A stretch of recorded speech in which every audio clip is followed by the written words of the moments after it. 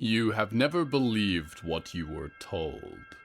Your lifetime was filled with nothing but others offering their paths to salvation. Follow the signs of the gods, the priests said, and make your sacrifices so that the gods will be appeased and will not bring their displeasure down upon you. Doubts ought never to be voiced lest the gods hear. Follow the law keepers said, and an eternal reward will be stored up for you if you are willing to be circumcised and abide by the covenant of Abraham. Questions were not to be tolerated, for a jealous God punishes quickly. Follow me, said the New Age revolutionary. Feed me and house me, and I, the sole arbiter of salvation, can make even a Roman man clean in the eyes of God, although I myself keep constant company with prostitutes and homosexuals and the filthiest beings in this society. Queries are welcomed, on the surface, but only those that can turn into a clever parable or a good quote to relay to the masses as divine word. No, you thought. No, it is you who do not understand, because I have had a glimpse of the truly divine, and I must seek it. I know there is truth that is neither mystery nor abstract, but concrete, as real as the sand beneath your feet or the sky above. You sought it at the great library of Alexandria, where scholars of a real truth were desperately searching, where they had obtained something secret, something spectacular. Not a stone bust or a bronze effigy, but a real god sealed in an alabaster prison, one that naively answered your questions, blindly opened your eyes to eternity and all the power that it held. For the first time, you found the truth. That nothing matters. That you are as small in the cosmic scheme as a mustard seed, and not all the faith in this world can save you. You dwell in a universe full of great beings who could not care less that the life in your world will light and sputter and go out like a candle flame. That everything is in a slow state of reverting itself into nothing, and that the great, all-devouring dark, the endless silence at the end of everything, is the only thing that will survive in the end. The one true God is the end. And you pledged that you would devote your life's work to the only thing that mattered. The end. There was at the library a stone, pulled carefully from the desert, deadly to the touch and sealed away, a warped and twisted thing, flung far through the reaches of time immemorial to reach your world. And when you reached out to touch it, as if it were the face of your one true God himself, it changed you, but it did not kill you. You were ready to receive his gift. Your weak flesh was peeled away in a shroud of flame and smoke, but your bones, porcelain white, were transformed into a wellspring of his power and made into the god-slaying metal. I watched the fires you started leap and bound through those rooms of scrolls. I watched you leave, satisfied that you alone held the truth, and you alone would ever hold it. And now that you have reared your ugly head in my black pines, taken away what belonged to me, and worship my enemy, I hope you feel that each time you step outside, a forest that hungers for your death says hello from the Hallowoods.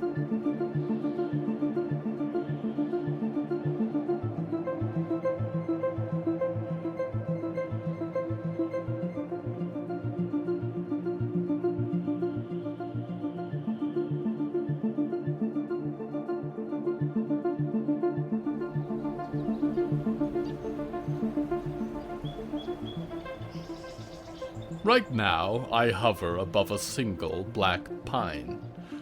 Or rather, the hole in space where a black pine used to be. Wind no longer moves its phantom boughs or stirs the shadows of its cones. It is an afterimage, a memory, and like a memory, it is dangerous to the touch. I might consider descending a little to touch it, but I have already lost more eyes than I can bear. Close by, 2 men in masks work with gloves and wire, but each in their own way questions why. The theme of tonight's episode is doubts.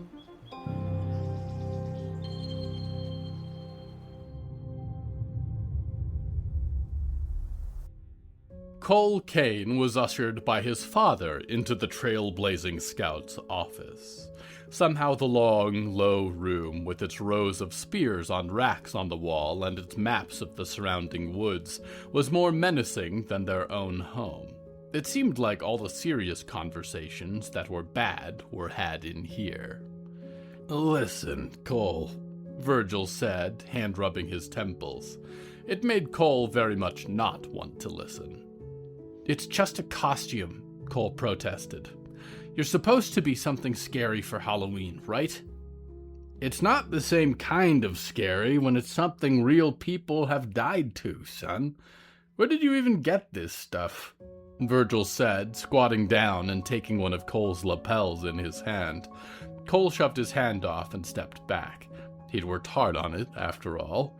Virgil lit a lamp on the desk, and Cole crossed his arms, furious, still clutching his violin and bow. He'd worked pretty hard on the instrumentalist costume, down to the long red tailcoats and gold buttons, which he'd had to nick from the fabric shop. The long white hair of his makeshift wig had come from one of Scout City's ponies. Before this, the only things he'd ever sewn were the holes in his clothes back together, so it had taken weeks even to put all the parts of it together. Even if some of the red patches were different colors than others, it was still pretty good. He wasn't sure what he'd expected. Maybe an impressed eyebrow from his dad at all the work that had gone into it. Not this. "You didn't have a problem when I was supposed to play music and pretend to be the instrumentalist to scare the froglins away," Cole said. "Remember that? How I almost died? But when I'm just having fun, it's a problem? Kids are out there dressed like froglins and nightgaunts and Mr. Friendly, and those have killed people too." Virgil sighed, and there was something in the sigh that piqued Cole's interest. His dad looked away, something he only did when he knew Cole was right. His dad would do this thing sometimes where he disciplined Cole because he thought it was what good dads did, rather than because he really felt that way, and Cole could tell the difference. "Why would you even want to dress up like this guy?" Virgil said. "He was sick. He tortured people and carved them up, you know? He killed old Walter Pensive. He made that ghost boy that you hate from school." "It's just a costume," Cole said quietly. "He's dead now. It's just supposed to be a costume. I worked really hard on it. I don't have another one." "You could borrow my cowboy hat," said Virgil. "And my silver star. We could be a cowboy and his deputy. You want to be a deputy?" Cole looked at his father in a way that he indicated he did not at all want to be a deputy. A half-assed deputy in normal clothes with a cowboy hat stuck on, at that. He wanted to be something spooky. "Be honest with me," Virgil said, eyeing him narrowly. A little bit of excitement came up in Cole, and he tried not to show it. It was opportunity. "Did you pick this costume just because you know it'll get a rise out of Al and that McGowan boy?" Cole froze. He hadn't really thought about that. Just about how shocked the faces of those two would be. How maybe they'd give him a little bit of a wider berth. "No, Dad," Cole pleaded. "I don't care about what they think. I wanted to do a good job." Virgil sighed and stood up as if to weigh the case, and he strode over to the window where the thin blue trickle of moonlight sparred with the warmth of the lamp. The night was already wasting as far as getting the good candy was concerned, but Cole didn't dare voice that concern on the precipice of such an important verdict. Any breath could tip the scales unfavorably. I don't personally have a problem with it, Virgil mused, half to Cole and half to himself. It's all in good fun. Hell, maybe it's what the old bastard needs, to be made fun of. He can't hurt no one no more. It's just, other people may think it's in bad taste. If they say something, I can change it, Cole said quietly. I worked really hard on it. All right, said Virgil, sighing in defeat. Fine, but we get a complaint, and it's right to being a deputy for you. Deal? Deal, Cole said, trying to hide his inward elation, and strode pompously into the lamplight, and put back on the glasses he'd made out of wire. He picked up his violin bow and waved it in the air. My evil music will fill the night! Virgil shrugged and waited a moment before putting out the lamp. You know what, kid? It is a pretty good costume. Drum stood, a decade and a half later, still in costume. This time his costume was darker, full body black, loose clothes, black leather gloves, steel-toed black boots. A hood covered his ears and neck, and a mask shaped like a drum, white fabric stretched tight, hid his face behind its clean white skin. He could see through the fabric, which granted him better visibility than any of the others, he guessed. Their masks were all hard, with narrow slots for eyes. He felt like the skin shrouded him. The world had to pass through it to get to him, and it could only take from him, through words alone, what he chose to give. In here, in this chamber of white fabric, it was his private purgatory. Hold that, said Brass, and Drum took the end of the wire he was handed, held it taut as Brass applied a final twist with another cable, and then Brass took it back and snipped the end to make a cleaner-looking join. I would say we're about done, said Brass, stepping back. Drum joined him, coming to stand side by side. It was more of an art piece than anything functional. A massive web, like a spider's, of rusted cable that stretched out across the grounds of the old chapel like a wall, suspended between a huge black pine on either side of the corner of the chapel grounds. The old chapel was almost an afterthought in the large square clearing, placed in the far corner. But the new chapel that had occupied most of the clearing's opposite side had long been burned to a pile of blackened boards. The forest seemed incapable of intruding on the church grounds, though. The titanic roots around them grew tall at the border and yet left the small black fence undisturbed. The web of cable was a garish addition. Obvious. Drum stood, staring at it, probably longer than he should have. He found himself zoning out a lot of the time. His own heartbeat was a drum, hypnotizing. If there wasn't another noise, it would grow and grow until it was a deafening war drum in his head, pounding each of his ears. Ba-dum, ba-dum, ba-dum. It's not easy, said Brass. Unlike Drum, he hadn't repaired the damage he'd sustained to his mask, and a ghost's handprint had warped the brass surface of his mask, ruining the line of saxophone keys on one side. It's easier than it used to be, Drum said, shaking his head. Once you get used to the way the cable bites back, The job, I mean, said Brass. Drum stood in silence at that. You see this as a job? Said Drum. Sure. Job's the tip of the iceberg, said Brass. We're not showing up in the morning and leaving at night. We're saving every future generation that comes out of Scout City. But it's definitely work. Every day for most of a year now. You've been in action that long? Drum said, looking over at the masked man. The killings only kicked off a few months ago. Cullings, said Brass. When you're thinning out the weak in a population of animals, it's not killing, it's culling. But we were planning a long time before we made ourselves public. The messaging, the targets, even the layout of the traps. It was all carefully planned.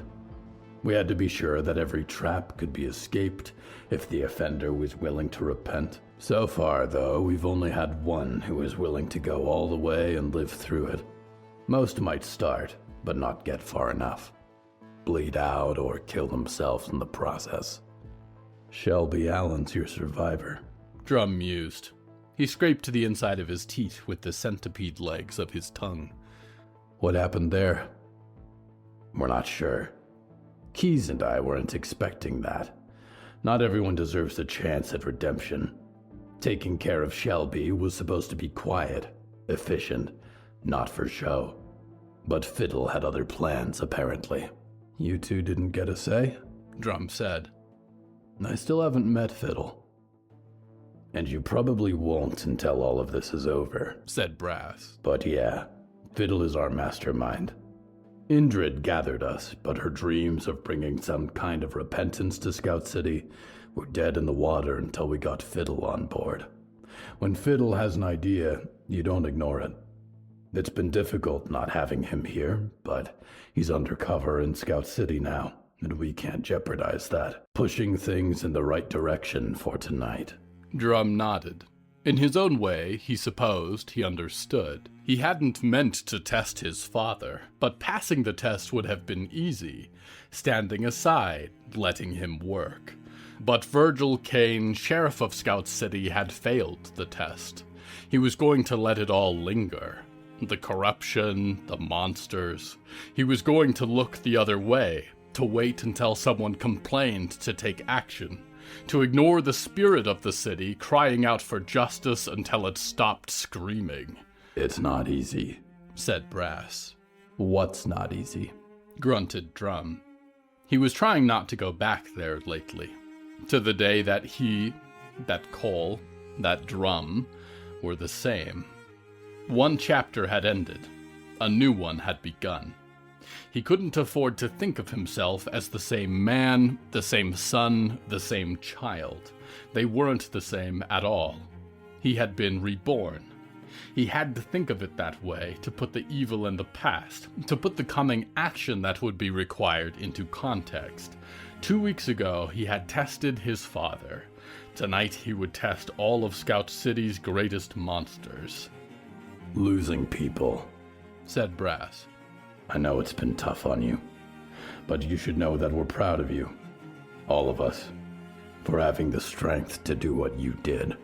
Fuck you, Ben, said Drum. Your sister is alive and your dad still sells junk at the wet market.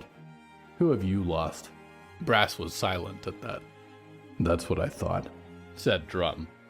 I haven't had to kill either of them, said Brass. Yet. But I've lost them all the same. There's no going back. My name is out there. Public, thanks to that dream witch. They've heard by now, I'm sure. I'm dead to them. They could never possibly understand why we do what we do. They're believers in the status quo. Scavengers. They sell junk to get by, and they have never once stopped to think whether they want to live in a world full of the people they sell the shit to. They're content to survive in a festering world instead of trying to shape the future. That's what this is about. You and I are part of something bigger than our hurt, or who we have or haven't lost. We've both given everything we have to this. And Scout City may never thank us, don't get me wrong. Don't expect a day where they pat you on the back and tell you you were right. We're always going to be villains to them. They may never look back on the day the monsters were driven out of Scout City and never came back. On the day that the lesbians and nymphos running the government all disappeared. On the day that they began to fear evil again and realize it was the day of their salvation. But it's going to change things. In 10 years' time. In 50 years' time. Scout City will still be standing because of what we're doing tonight. So it's out of love for those good people, the people they could become, that we do it. We take the fall. We do the hard work for them. It's thankless, it's excruciating, it takes away everything that you are, but it's the most selfless act we can offer this place. And I may not be a deputy, but that's what you promise, isn't it? To lay down your life to protect law and justice. To serve your city. If we don't do it, no one will. And Scout City will lose itself and any hope we have of a pure strain of humanity surviving this chaos dies. So, that's what I mean by it's not easy. Drum sighed. You still think all that with Tiberius around? Brass nodded. Tiberius is a wild card in this equation, but he's after the same goal. He sees it too. Where else can you find a concentrated populace like this? One that's isolated enough to actually shape into something and have it retain its form. You couldn't do this kind of social rebalance in Liberty City. People bleed in and out too much, and it's full of the scum of the earth. Here, there's still hope. Most of the souls in Scout City haven't made up their minds yet. That's why they can still be tested, still be saved. Tiberius recognizes that as much as anyone else does. But we didn't have power like his before. Can you imagine if tonight's gambit had to hinge on... Here Brass plucked the web, and it resounded with a fraught snap and metallic warble. We'd need an orchestra instead of a quartet. He evens our odds. That's why Indrid sacrificed herself to bring him back. You didn't get much of a chance to meet her, but she was like that, willing to give anything to help the cause. What do you think he's doing to Johanna in there? Drum said, nodding towards the chapel. Her muffled shrieks were still coming, although slower and quieter than in the first hours. Brass was silent for a moment. To piano, you mean? He said. She agreed to this.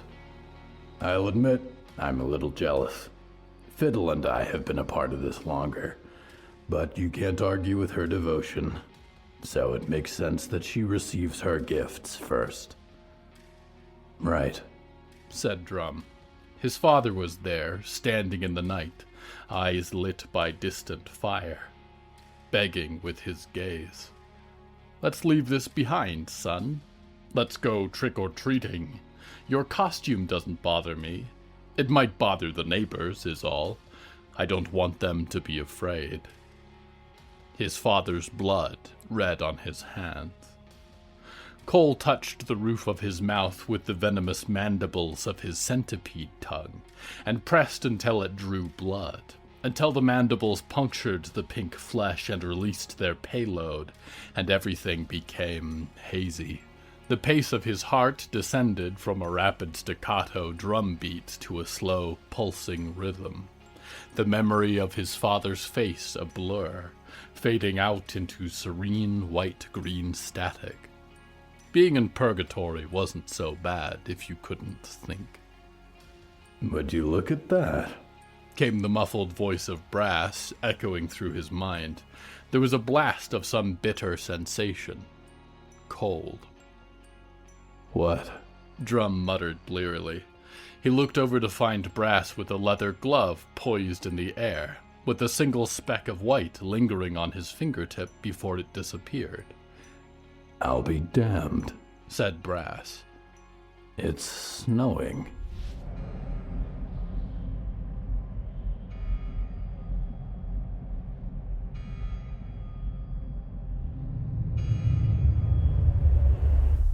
Attention citizens of the northern and southern Hallowoods.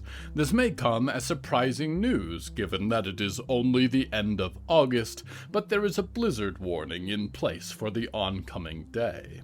Dark clouds, centered on a mysterious point in the forest north of Scout City, where there is absolutely nothing to be seen with the naked eye, have begun to gather in slow, sweeping spirals that blanket the sky all the way out to the desolate ruins of Ottawa. A weather event like this has not been seen since the drought-breaking thunderstorm that arrived in the Hallowoods 2 weeks ago to extinguish the raging wildfires in Scout City. At this point, most of the operable vehicles in this area are tread-based hybrid vehicles, and so a warning to drive safely in your automobiles while there is snow on the road only applies to automotive Ray Marley. Drive safely, Ray. You of all people should remember that. For those traveling on foot, wear layers and be aware that 100-foot pine trees can hold a lot of snow, which can quickly descend in strong winds to bury unsuspecting passers-by. We go now to one who does not feel the cold.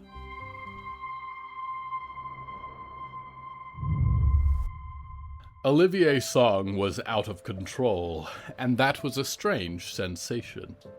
For the first 20 years of his life, he'd done nothing but try to get control back over the power that coursed through him. It was like blood. It was blood. And blood was not something you needed to control.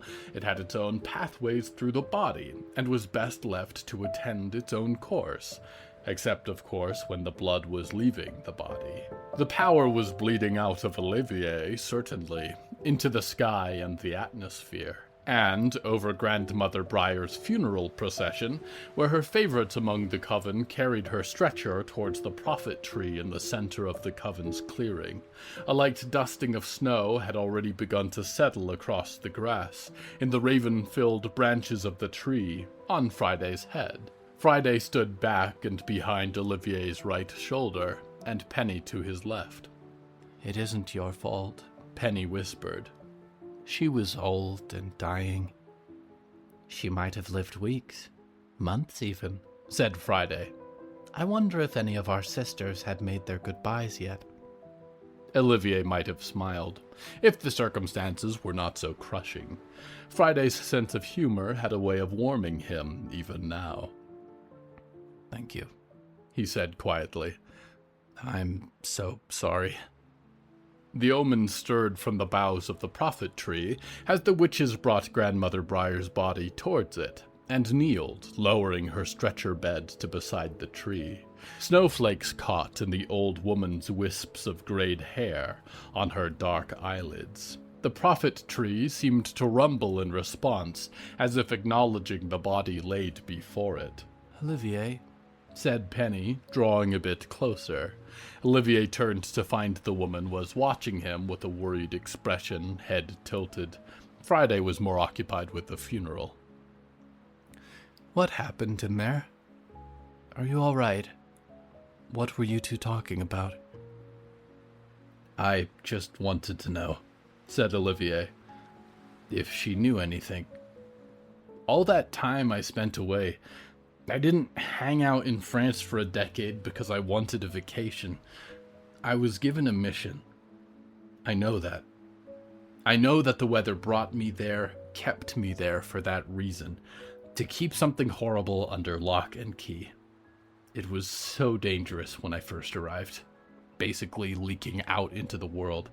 I had to bury it under a wall of binding runes just to keep it from singing too loudly to the residents.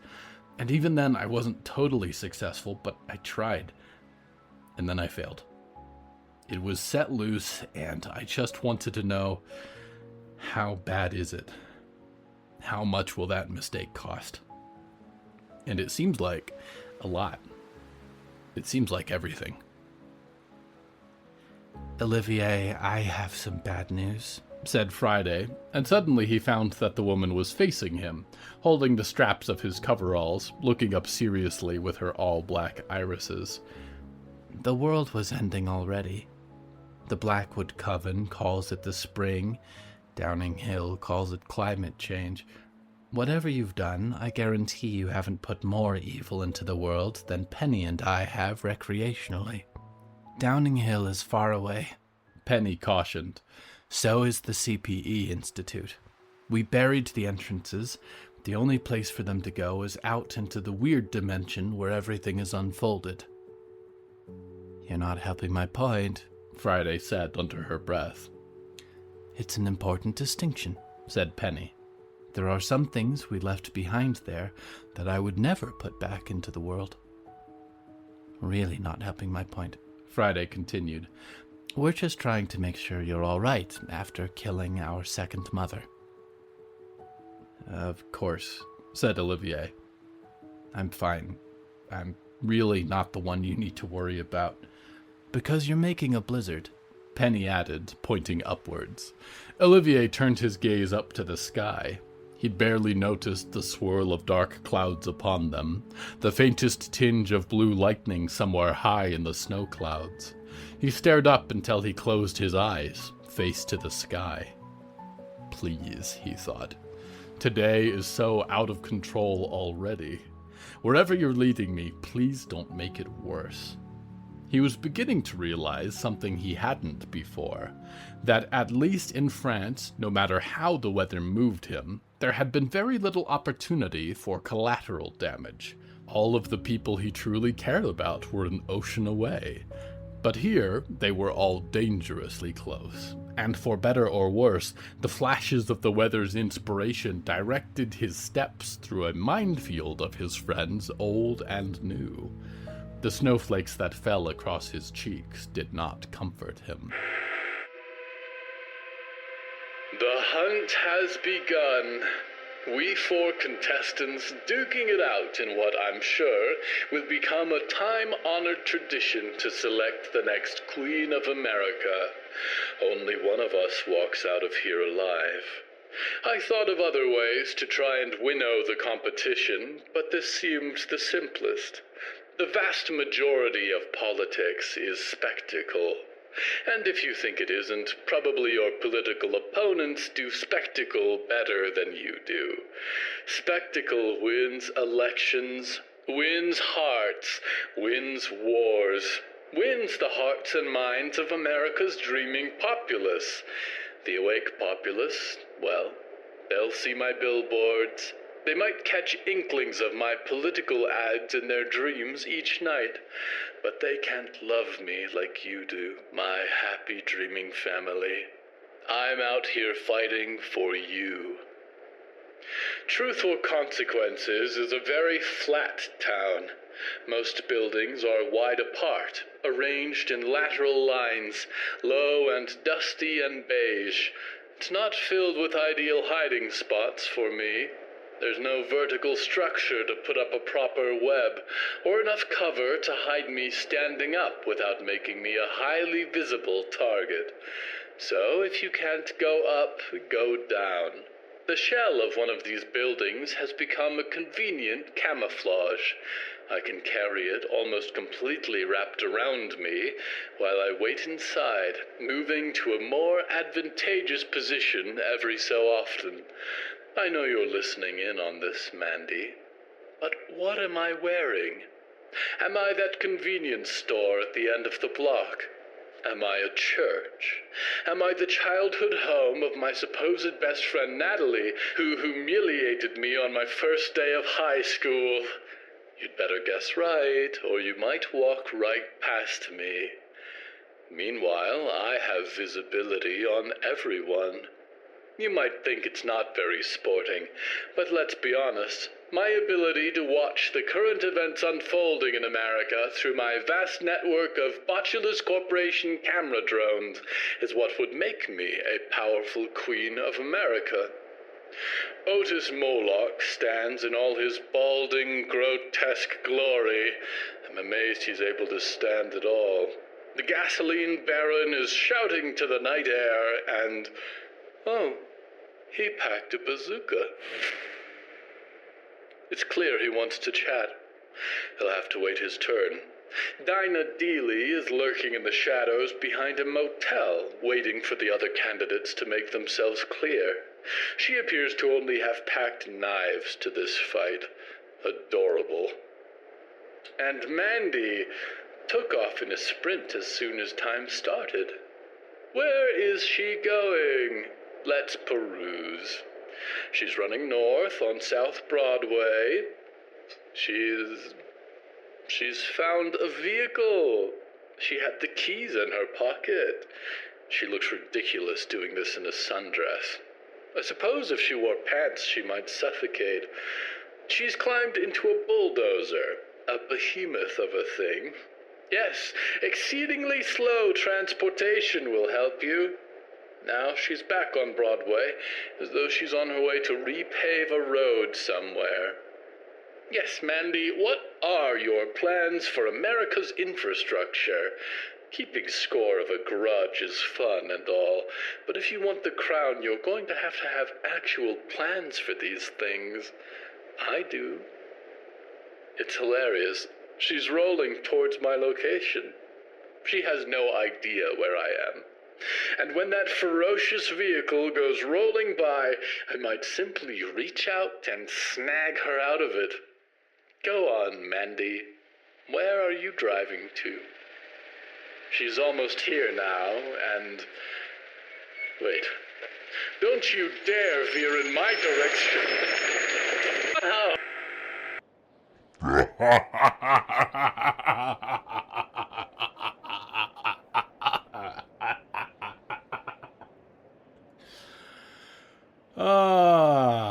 We return now to Olivier's song.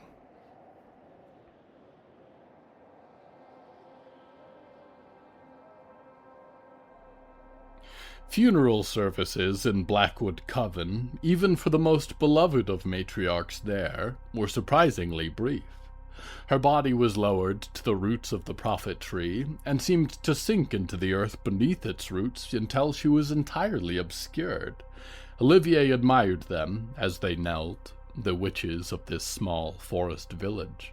It brought tears to her eyes for a different reason than the death and the cause of it, that there were still other covenants out there who had never been exposed to Downing Hill, or the Daedalus, or any of the great institutions that sought to bend them into weapons. In Blackwood Coven, they were like her.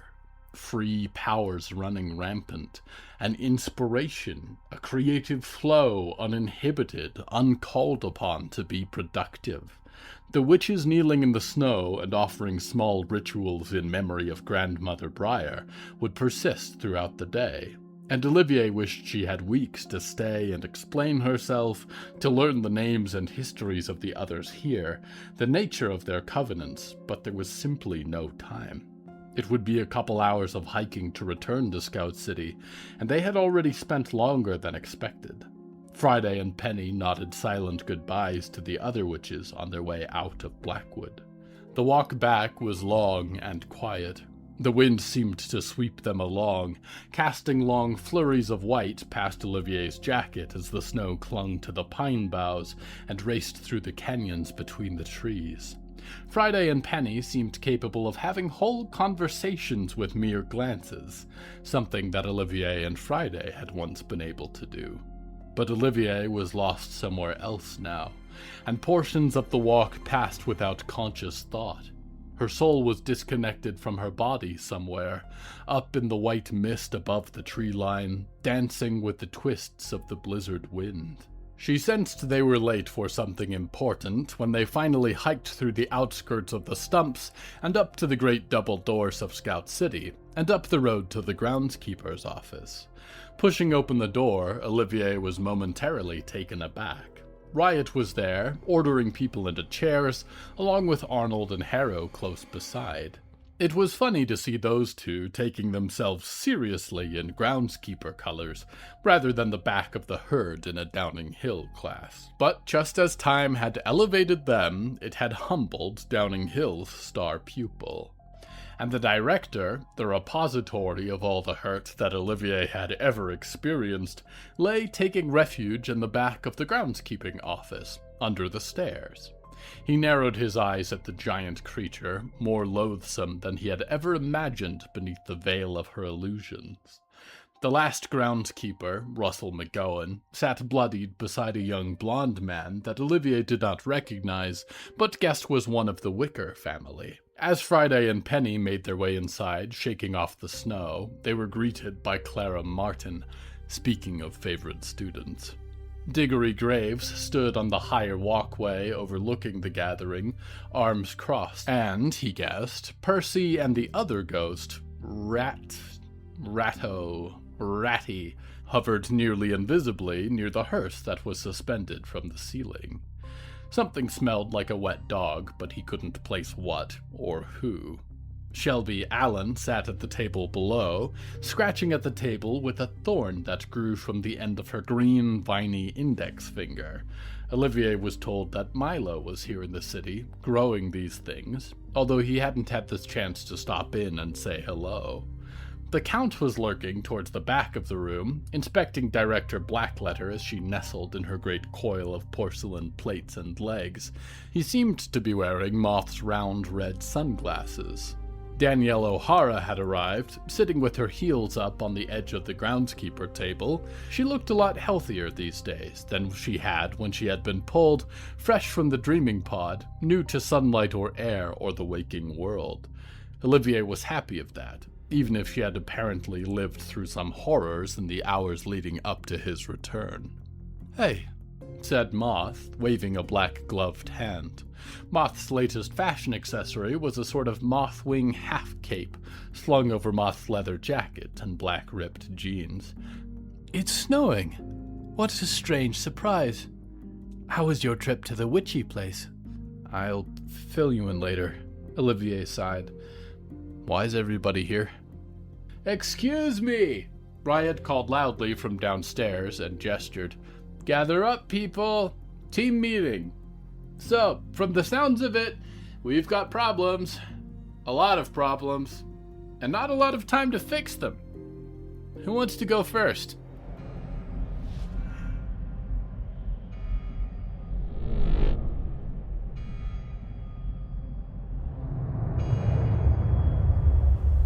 What is the point, some ask, of a being that can only watch the universe, but has no tangible form to do anything with? What good is information if you do not have the strength to use it? Often they forget that my domain is not just eyes watching from shadow. I am all sight. The very eyes and thoughts of a creature I perceive when I look through their eyes. I see what they see. You are familiar with this, dreamer, for I have been providing you with the perspectives of those in the Hallowoods for years of your nightmares now. But not all, even those that call themselves my enemies, understand this aspect of what I am. You cannot hear me, for you are not dreaming. But your actions are not a secret to me. I can see you even now, standing beyond the doors of my chamber, preparing to strike. I am the eyes of Sirensire, after all. What merit would I have for my position if I could be so easily caught off guard? I know the murder that lives in your heart, as much as I know it to live in mine. And you may be armed with deadly implement, but I have my eyes, and you will find them the deadlier still, if you draw arms against me. Just something to think about. We go now to one who is of two minds. Okay, well then, I'll go first, Riot said after a moment, standing on the long wood table that occupied the sunken work floor portion of the groundskeeping office. She glanced around the assembled people, all of them so strange. All of them on her side. There were blurry memories buried in her somewhere for almost every one, and yet she could only tap like fogged glass from the outside. That Diggory Graves had rescued her once from Olivier, who was standing snow-covered by the door. An electric kiss, leaping out of the RV Lucian so that Clara Martin, wearing a black dress and a 1,000-yard stare now, could escape the music. Moth shuddering in Moth's sleep. Percy glowing bright the night the instrumentalist died. And Walt, who was here only in jacket and hearse and the handwriting on some of the maps that blanketed the walls. The people in this room all knew her better than she knew them, she thought.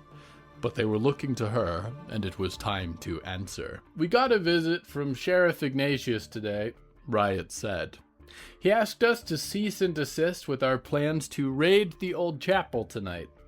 I don't know how much sway he has with Valerie right now, but if we go forward, we might be held as, outlaws as far as Mr. Bernie is concerned." "I'll go next," said Russell, standing also, and he gave a concerned look to her and a nod before he braced himself and shared the news. "It appears as though the Wicker family took part of Shank home and ate it the night that he died. It's changed them to be a lot like him. There are 4 or 5 of them at the Wicker house, but they could leave at any time." "If there's any way to help them," Jedediah Wicker added, speaking up in a broken voice. "But if you can't, I understand." Shelby Allen was the next to speak. "The Fiddle is still alive," she said. "We found a body with Fiddle's mask, but it was intact. It hadn't fallen 100 feet. It was planted there to make us think Fiddle was dead, which means that it's useful to the quartet that Fiddle is off our radar." Shelby paused, trailing off as she studied each face in the assembly. "Which makes me think that it's someone in this room. At any rate, we have to proceed as though all of our plans so far have been exposed to the quartet, including the raid tonight. There may be no cure to the sickness that plagues this earth," said Diggory Graves, "according to an expert in the matter. Milo's predictions about the future of the human race appear to be correct." "Great. And lastly, there's the issue of the coda," said Riot. "Some of you may remember that a support group for instrumentalist victims has turned into a sort of mob group that interrupted our face-off with the quartet and went all torches and pitchforks on Shank. But, confusingly, one of the leaders of the coda was Ben Alder, who actually is one of the quartet who was doing the instrumentalist killings. So as far as I've heard, the coda has split into at least 2 groups who might or might not be on our side and might be planning to crash our raid tonight for different reasons."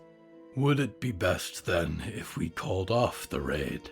said Diggory, raising a sharp-fingered hand. "If there is a good chance the quartet know we are coming."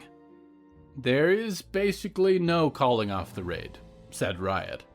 "Most of Scout City knows about it. A lot of people will go either way. And if anyone is going, I need to be there to see it through." "Besides," Clara said, "if they hide, we can destroy the church organ, and the old chapel and their biggest weapon will be gone. The souls of everyone they've killed are still trapped inside, but there's also that their leader probably isn't a position where she can move on her own. She'll be distracted with something I gave her. And if they stay, then we'll meet them head on." "Are we sure we shouldn't try one more time to talk with them?" said Russell. "Things are going to get ugly tonight, and we might be able to control the people in this room, but we can't control a Scout City mob. We should at least offer a chance to surrender and come peacefully before coda members start shooting." "They tried to kill your friend, right?" said Ratty, glowing brighter on the ceiling so that Riot could detect a small trace of it above. "Seems like they've made their stance pretty clear, huh?" "Agreed. And yet," Diggory said from the walkway, "I concur also with Russell. They must know by now that there is no hope. Their names are public. They cannot enter Scout City's community. Their mission has been exposed. What else can they hope to accomplish? We have proven that we were not the monsters behind these deaths." The room was silent. Diggory looked over them. "Have we not?" "If our element of surprise is really gone," Riot conceded, "then I guess it can't hurt. Is there anyone in the quartet we think would actually take us up on that offer?" Cole, said Shelby, chin braced on her hands. He killed his father 2 weeks ago. He's in distress. No doubt they've been clawing into his mind since then, but we have history. I probably know him better than anyone here. This whole quartet thing isn't a good fit for his values. Johanna, said Russell, nodding. Russell, she shot you, said Riot. And she probably would do it again, said Russell. She is very devoted to the quartet's cause and very angry, and I think violence makes her feel good about herself, but she's also someone who cares about her family. She probably doesn't know what's happened to them yet. Going public has to have changed things for her. She's not living in a world anymore where she gets to be with her family, living in a monster-free Scout City again. She's just the bad guy now. I don't want us to have to kill her if we can help it, even if she should go behind bars forever. She was my friend once. I've already lost Heather to this cult. Obviously, I would appreciate you all not lynching my sister, said Jedediah. I'll also say, I'm not sure when is the right time. I haven't seen Jessica. She's the youngest. I'm not sure if she was just somewhere else in the house. I can't remember if she ate part of Shank. But keep an eye out, please. Riot looked to Danielle, who sighed, pushing a strand of her dark hair back, and breathed out a cloud of strawberry smoke, cigarette holder held in her fingers. Listen, at the end of the day, all I lost was the windows in my apartment, Danielle said. Some people were shot that day. Some people were stabbed. Some people died. Those people might feel differently than I do. I don't have a problem with trying to play the mercy card. Just don't be surprised if all they do is spit in your face. Because we're animals to them, and they want us gone. All in favor of offering the quartet a chance to surrender. I need a majority here, said Riot and gazed around the room. Diggory, Russell, Jedediah, Arnold, Clara, Harrow, Moth, and Olivier were in agreement. Percy, Ratty, Penny, Friday, Danielle, Lewis, and Shelby's hands remained down. She winced. 8-7. She had the power to tie it up if she wanted. It was down to her in the end. She wished she could look inside herself and read the responses of Riot or Clementine. The real Riot, she imagined, would say something like, yes, Walt would have given them a chance. Even Solomon Reed he gave a final chance to stand down. To which Clementine would have replied, yes, and that's what got him killed. Give a murderer an inch and they'll put a serrated dagger between your shoulder blades. They're not concerned with your peace politics or your right and wrong or whether you're better than them philosophically. They just want you dead. Or maybe it was backwards. Maybe Clementine would say, I got stripped of my Scout City badges because I protected the Wickers when they were stealing supplies. They're second-class citizens in Scout City, and everyone knows it, and Riot may not remember them, but I do because I spent a decade helping this city keep its peace. Detectives bring people to justice. They don't execute the perps.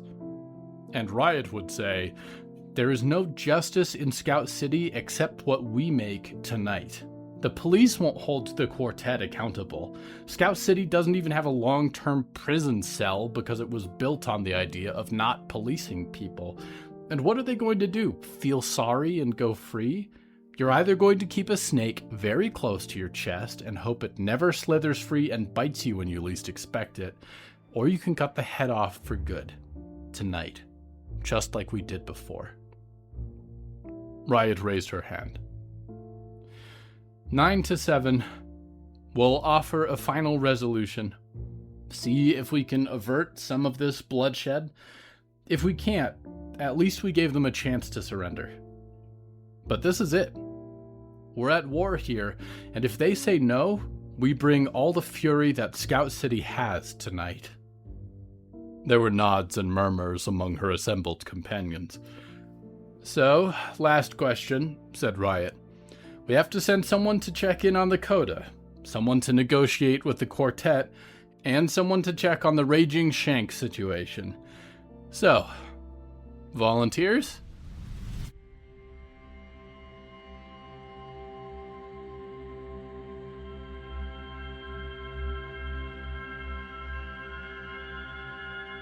Doubts. I occasionally wonder, Dreamer, why I am still doing this. If it is for you and the future of your kind. If it is for Merrilmar to remember a world that he loved and celebrate the legacy of his work when the Council of Heavens would wish so hard to forget he ever existed. If it is for Amaryllis, who is long gone and could never care now whether her species was remembered or not throughout the universe. If it is for me, and whether if it is for me, if it is because I think the end results will be worth it, or if I simply have a stubborn desire to see things through that I start. Or whether I secretly hate your kind for all they have done to me, and perhaps seeing the withering end of it is my final triumph as a being that will live nigh immortal compared to you. Perhaps I just want to see Tiberius Livinus destroyed for having met me and choosing the Black Eternity as the one true god. Or I am eager to watch Lady Ethel Mallory's gigantic, aircraft-sized spider body get smushed by a bulldozer. Perhaps it is some mixture of all of these. In any case, it is too late now to turn back, and I am your loyal host Nickignick, waiting doubtfully for your return to the Hallowoods.